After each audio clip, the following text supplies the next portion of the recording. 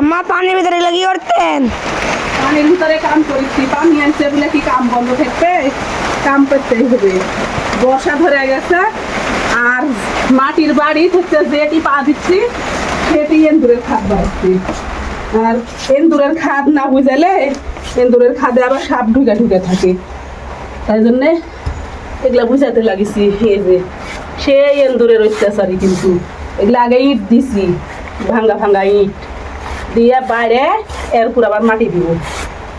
আর রাত লাগলে এই সাপের ভয় বেশি, আরো মানে এন্দুরের এগলে গর্তের কিছু সাপ ঢুকে থাকে, এই জন্যে না বুঝালে হয়ে না। পানি এলেও শান্তি নাই, কো আরামে বসে থাকা যাবে না। আর গ্রামের বাড়ির বিশেষ করে মাটির বাড়ির আরো এটাই বেশি অশান্তি, পানি আনি।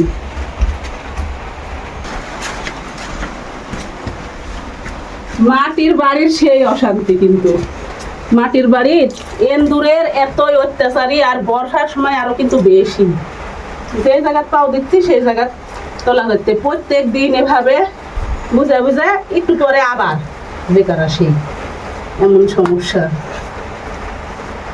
তবে যে মাটির বাড়িটা ভাঙ্গা ঠিক করতে পারবো।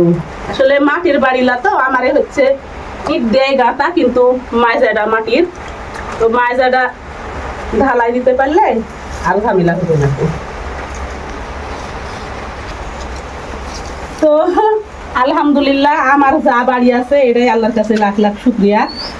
কিন্তু আমার ঘরের মাইজাগুলা, খালি মাইজাগুলা আমি যদি ঢালাই দিতে পারি তাহলে আর কোনো ঝামেলা নাই।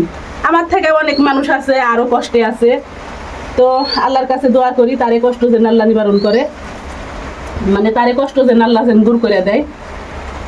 আমরা মনে করি যে আমি হয়তো বা কষ্টে আছি, আর এমন এমন মানুষ আছে যারা ঠিক মতন ভাতও পায় না গো সারাদিনে, তো তারে থেকে আমরা আলহামদুলিল্লাহ যথেষ্ট পরিমাণে ভালো আছি।